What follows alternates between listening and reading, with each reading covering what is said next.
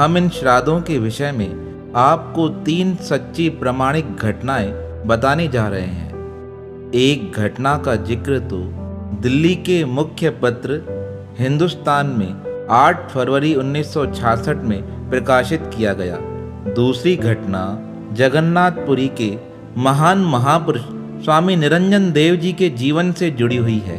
तीसरी घटना वृंदावन की महान भगवती मई पूज्य माता माँ आनंदमयी के जीवन से संकलित है। यह तीनों घटनाएं हमें यह सिखाना चाहती हैं कि श्राद्ध करना चाहिए या नहीं करना चाहिए। पहले हम स्वामी निरंजन देव जी के जीवन से जुड़ी घटना का विस्तृत वर्णन करते हैं। एक बार जगन्नाथपुरी के महान महापुरुष स्वामी निरंजन देव जी किसी सत्संग सभा के आयोजन के लिए बिहार में सनातन धर्म का विशेष सम्मेलन हुआ। स्वामी जी वहां उपस्थित हुए। सत्संग समाप्त हुआ। सत्संग समाप्ति के पश्चात स्वामी निरंजन देव जी किसी भक्त के घर में पहुंचे। उस भक्त के घर में जैसे ही स्वामी जी का आगमन हुआ, उसी क्षेत्र की एक तमिल महिला स्वामी जी के चरणों में प्रणाम कर कहने लगी, हे महापुरुष, मैं आपको अपने जीवन की एक सच्ची घटना बताना चाहती हूँ। आप कृपा कर उस घटना को सबके समक्ष प्रस्तुत कीजिएगा। यह घटना उन लोगों को ज्ञान देने वाली है जो श्राद्ध में विश्वास नहीं करते हैं। तब पूज्य स्वामी निरंजन देव जी ने उस माता से पूछा, आप अपना परिचय दीजिए और उस घटना का विवरण बताइए। तब वह माता कहने लगी, हम वैसे तो तमिल के हैं। तमिल में हमारी एक परंपरा है, जब माता पिता का स्वर्गवास हो जाता है तो उसकी संपत्ति पे बेटी का अधिकार हो जाता है। मेरे माता पिता का स्वर्गवास हो गया तो उनकी सारी जायदाद मेरे नाम से हो गई। शादी से पहले मेरा जीवन बड़ा सुखमय था। जब तक माता थी तब तक वह मेरा विशेष ध्यान रखती थी, पर माता के स्वर्गवास के पश्चात माता पिता की सारी जायदाद मेरे नाम से हो गई। पर अब मैं तो रहती हूँ बिहार में और जायदाद थी तमिल में। मैंने अपने माता पिता की संपत्ति को बेच दिया, क्योंकि मैं तो दक्षिण में जाने वाली नहीं थी। मेरे पतिदेव तो बिहार में ही रहते थे।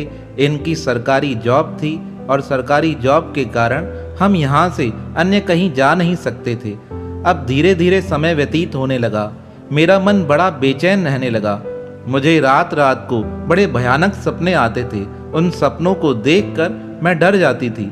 फिर मैं कभी कभी विचार करती थी, ऐसी कौन सी आत्मा है जो मुझे परेशान कर रही है। धीरे धीरे यह बातें मैंने अपने पतिदेव और अपनी सासू माँ को बताई। सासू माँ ने कहा, लगता है कोई आत्मा तुम्हें परेशान कर रही है, तभी रात्रि के समय तुम्हारी नींद खुल जाती है और तुम्हें आराम नहीं हो पाता है। मैंने माता से कहा, माता जी आप कुछ उपाय बताइए। तब माता ने कहा, तुम दोनों पति पत्नी किसी दिन आराम से रात्रि के समय ध्यान करते हुए आराम करना। हो सकता है वह आत्मा तुम्हें स्वयं बता दे वह तुम्हें क्यों परेशान कर रही है। अपनी सास की आज्ञा के अनुसार एक दिन मैं और मेरे पतिदेव रात्रि को ध्यान कर आराम करने लगे। तभी रात्रि के 2 बजे मुझे अपने माताजी की आवाज़ सुनाई दी। मेरी माताजी बड़ी रुष्ट होकर मुझसे कहने लगी, तूने सारी जायदाद पर तो अधिकार कर लिया है, पर तू मेरा श्राद्ध करना भूल गई है। तुझे पता है हमारी परंपरा है, व्यक्ति के मरने के पश्चात हिंदू धर्म में जीव का श्राद्ध किया जाता है, पर तूने 2 सालों से मेरा श्राद्ध किया ही नहीं है। इसलिए रात्रि के समय आकर मैं तुझे परेशान करती हूँ। जब तक तुम मेरा श्राद्ध नहीं करोगी तब तक मैं तुम्हें इस प्रकार पीड़ा देती रहूँगी। अगर तुमने मेरा कहना नहीं माना तो मैं तुम्हें इस प्रकार और दुखी करूँगी और तुम्हारी सारी सुख संपत्ति सब छीन लूँगी, क्योंकि तुम्हें पता है तुम्हारे श्राद्ध नहीं करने के कारण मेरे को कितना कष्ट सहना पड़ रहा है। पितृलोक में मुझे ना स्थान मिल पा रहा है और ना ही मुझे वहाँ पर कोई भोजन की व्यवस्था हो पा रही है। जब मेरे पतिदेव और मैंने अपने माता की यह बातें सुनी तो बड़ी हैरान हो गई। तब मैंने हाथ जोड़कर अपनी माँ से कहा, माँ मेरे मन में तो बड़ा विचार था मैं अच्छे से तुम्हारा श्राद्ध करूं, पर यहाँ पर कुछ उच्च कुलीन तमिल ब्राह्मण नहीं हैं। मैं उनके बिना तुम्हारा श्राद्ध किस प्रकार संपन्न करा सकती हूँ। तब मेरी माताजी ने कहा, तुम्हारे बिहार में जो अच्छे योग्य ब्राह्मण हो तुम उनसे राय लेकर अच्छी विधि से मेरा श्राद्ध संपन्न कराओ। श्राद्ध संपन्न कराने के पश्चात मेरी आत्मा सुखी हो जाएगी। अब दूसरे दिन प्रातःकाल मैंने पतिदेव को सारी बात बताई। पतिदेव ने कहा, अब हम मिलकर अच्छे ब्राह्मणों से माताजी का श्राद्ध कराएंगे। तब हमने देश काल के अनुसार बिहार के कुछ उच्च कुलीन ब्राह्मणों को अपने घर बुलाकर अपनी माता का श्राद्ध कराया और अच्छे से उन्हें दान दक्षिणा देकर बड़ा प्रसन्न कर दिया। वह ब्राह्मण आशीर्वाद देकर हमारे घर से विदा हो गए। कुछ दिन व्यतीत होने लगे। रात्रि के समय मुझे अब वैसी परेशानी नहीं होती थी जैसी कि मुझे पहले हो रही थी। एक दिन मन में विचार हुआ, माताजी का श्राद्ध अच्छे से हुआ है या नहीं हुआ है, माता को वस्त्र मिले हैं या नहीं मिले हैं, उनको भोजन अब मिल रहा है या नहीं मिल रहा है। अनेक प्रकार के सवाल मेरे मन में उठने लगे। तब मैं रात्रि के समय अपनी माँ का चिंतन कर उन्हें कहने लगी, हे माताजी, क्या अब आपको सुख की अनुभूति प्राप्त हुई है? तब मेरी माताजी की वह आवाज़ मुझे पुनः सुनाई दी। माताजी कहने लगी, तुमने इतना अच्छा श्राद्ध किया है, मेरा सारा शरीर वस्त्रों से भर गया है, मुझे पितृलोक में स्थान भी मिल गया है, अब मेरे भोजन की व्यवस्था भी हो गई है, अब मुझे साल भर भोजन की आवश्यकता नहीं है, अब तुम हर साल याद से मेरे श्राद्ध को संपन्न करना। इस प्रकार सारी बात बताकर वह तमिल माता स्वामी निरंजन देव जी से कहने लगी, यह मेरे जीवन की सच्ची घटना है। मैं यह आपको इसलिए बताने आई थी क्योंकि आप महापुरुष हैं, आप जगह जगह धर्म का प्रचार करते हैं। मेरी इच्छा है यह घटना आप सबको बताएं। उन महापुरुषों के द्वारा यह जानकारी गीता प्रेस के पुस्तक में प्रकाशित की गई। एक अन्य घटना जो दिल्ली के हिंदुस्तान पत्र में प्रकाशित हुई 8 फरवरी 1966 को, जो भारतीय हिंदू धर्म के पुनर्जन्म सिद्धांत को सत्य प्रमाणित करती है। वह घटना इस प्रकार थी। रोहतक के एक गांव में चंचल कुमारी नाम की एक बच्ची ने जन्म लिया। वह बचपन से बड़ी शांत थी। जब वह 9 वर्ष की हुई, एक दिन उसकी माता किसी अन्य स्थान पर कथा सुनने गई थी। जब माता लौट कर आई तो उस चंचल कुमारी ने अपनी माता से पूछा, माता, आज कथा में क्या सुनकर आए? तो माता ने कहा, मुझे तो कुछ याद नहीं है। तब वह 9 साल की छोटी चंचल कुमारी अपनी माँ से कहने लगी, आपको तो कुछ भी याद नहीं है, पर माताजी, मुझे तो पूर्व जन्म का सारा वृतांत याद है। पहले तो माता ने उस बच्ची के बात पर ध्यान नहीं दिया। फिर वह बार बार माता से कहने लगी, माताजी, पूर्व जन्म में मेरा पानीपत में जन्म हुआ था। मेरा नाम कृष्णलाल था। मेरे पिताजी का नाम राम प्यारा नागपाल था। मैं स्कूल में मास्टर थी। 25 वर्ष की अवस्था में मेरे पेट में इतना भयंकर रोग हुआ, उस रोग ने मेरी जान ले ली। मेरी सगाई तो हो चुकी थी, पर अभी विवाह नहीं हुआ था। मुझे अपने भाइयों और अपने अन्य सदस्यों का नाम भी याद है। चंचल कुमारी की बातें सुनकर माता बड़ी भयभीत हो गई। कहने लगी, यह कैसी बातें करती हो? जब रात्रि के समय उसके पिताजी घर पे आए, माता ने अपनी बेटी की सारी बातें पिताजी को बता दी। पिताजी कहने लगे, बेटी तुम क्या कहती हो? चंचल कुमारी कहने लगी, मेरा पानीपत में पूर्व जन्म हुआ था। मैं स्कूल में मास्टर थी। किसी रोग के कारण मेरा देहांत हो चुका था। पिता ने कहा, उसके पश्चात चंचल कुमारी बताने लगी, उसके पश्चात लाहौर में एक मुस्लिम परिवार के घर गाय के रूप में मेरा दूसरा जन्म हुआ। पिताजी, यह मेरा तीसरा जन्म है, क्योंकि जब मैं गाय बनी थी तब उस मुस्लिम मालिक ने मुझे डंडों से इतना मारा कि मैं उसकी मार सहन न कर सकी। उसकी मार को खाकर मेरे प्राण निकल गए। अब मैं पुनः आपके पास तीसरे जन्म में आपकी बेटी बनी हूँ। अपनी बेटी की बातों की सत्यता को जांचने के लिए उसके पिता उसके कहे अनुसार पानीपत में पहुँचे। पानीपत पहुँचने पर उन्होंने किसी से पूछा, क्या यहाँ पर कुछ वर्ष पूर्व श्री कृष्णलाल मास्टर जी रहते थे? तो वहाँ के लोगों ने कहा, यहाँ पर एक मास्टर जी रहते थे जिनका भयंकर पेट दर्द के कारण प्राणांत हो गया था। पानीपत के लोगों की बात सुनकर चंचल कुमारी के पिताजी को पूरा यकीन हो गया कि मेरी बेटी को पूर्व जन्म की सारी बातें याद हैं। तो हमारा भारतीय साहित्य पुनर्जन्म पर विश्वास करता है और पुनर्जन्म शास्त्रों में वर्णित है, तो इसलिए श्राद्धों का भी विशेष महत्व हो जाता है। हमारी जो जीवात्माएं इस संसार को छोड़कर अन्य लोक में चली जाती हैं, कभी कभी श्राद्ध नहीं होने से उन्हें अनेक कष्टों को सहन करना पड़ता है। उन्हें कष्टों से बचाने के लिए व उनका आशीर्वाद प्राप्त करने के लिए यह श्राद्ध होना अति आवश्यक है। तीसरी घटना इस प्रकार है। एक बार भारत की महान महापुरुष माँ आनंदमयी से किसी ने पूछा, अगर पूर्व कर्मानुसार किसी जीव का पुनः जन्म हुआ है तो क्या उसे भी श्राद्ध का फल प्राप्त होता है? तो माँ आनंदमयी ने एक बड़ी सुंदर कहानी बताई थी। उन्होंने कहा, किसी गांव में एक भगवान का प्यारा फकीर और एक पुजारी जी आपस में बड़े गहरे मित्र थे। एक दिन वह पुजारी और वह भगवान के प्यारे भक्त कहीं से गुजर रहे थे। तब अचानक पुजारी जी को कटहल की खुशबू आई। कटहल की सुगंध का अनुभव प्राप्त कर पुजारी जी उस भक्त से कहने लगे, इस मौसम में कटहल तो आते नहीं है, फिर मुझे कटहल की यह सुगंध किस प्रकार प्राप्त हो रही है? तब भक्ति जी ने कहा, चलो गांव में देखकर आते हैं किसने कटहल की सब्जी बनाई है। तब वह दोनों भक्त और पुजारी जी एक स्थान पर आकर पहुंचे जहां से कटहल की बड़ी जोर से सुगंध आ रही थी।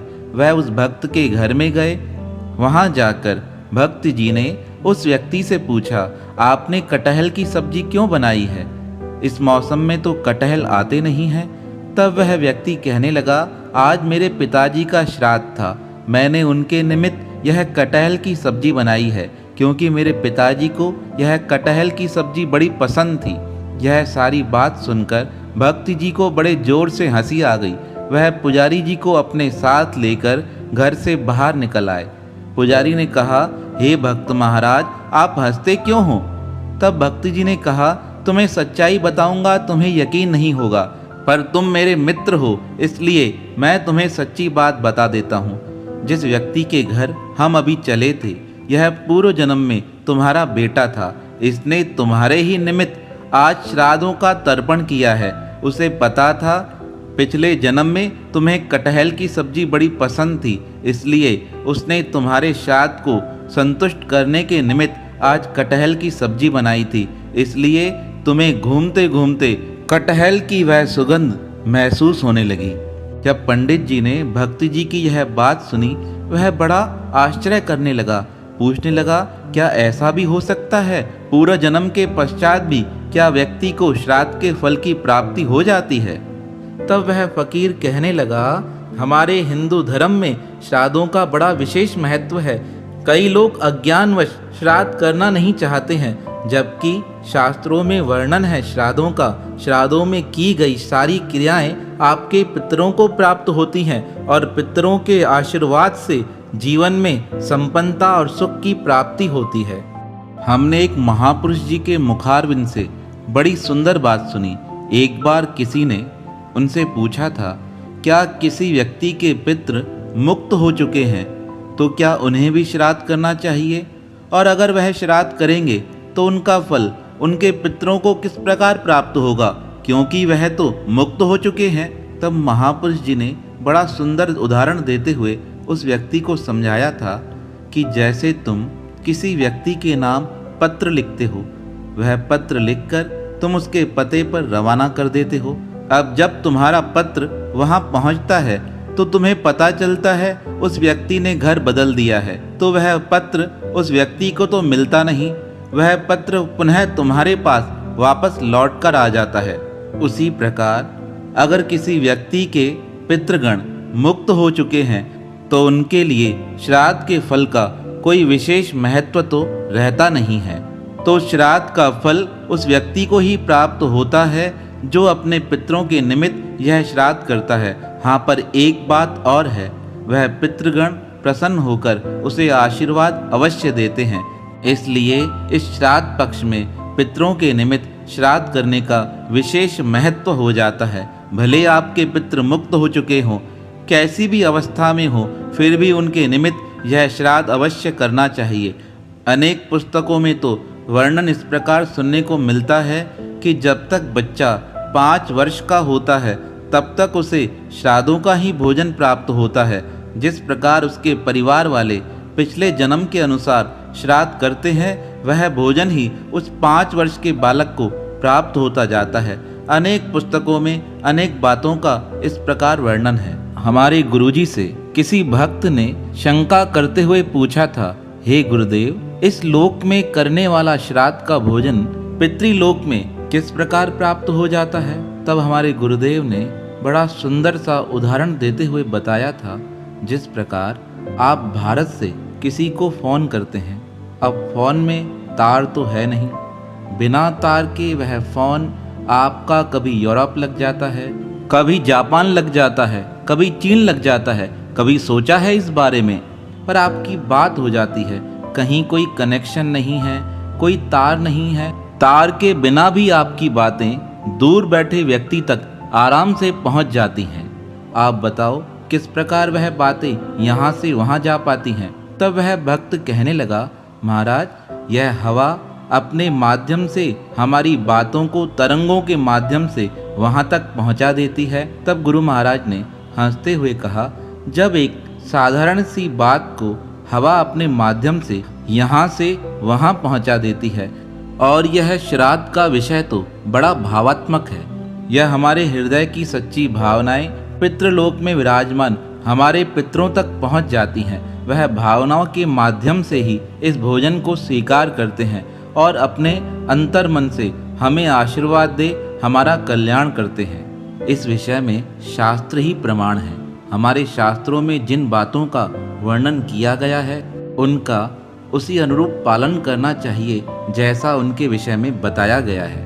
हम जिन महापुरुषों को अपना आदर्श मानते हैं, उन परमात्मा प्रभु श्री राम ने भी अपने पिता श्री दशरथ जी का श्राद्ध तर्पण किया था। जब महाभारत का युद्ध समाप्त हो गया, तब भगवान श्री कृष्ण के कहे अनुसार पांडवों ने भी कौरवों का श्राद्ध तर्पण किया था। और श्री लक्ष्मी नारायण भगवान के विषय में तो एक बड़ा ही सुंदर प्रसंग आता है। उनकी कृपा से ही गया का वह स्थान निर्मित हुआ जहाँ पर सब लोग जाकर अपने पितरों का पिंडदान करके आते हैं। यह तो शास्त्र की परम सिद्ध बातें हैं। हम अपने बड़ों के आदर्शों पे चलकर अपने जीवन को सही दिशा प्रदान करें। आजकल कई विधर्मियों का हमारे धर्म पर बड़ा गहरा प्रभाव पड़ जाता है।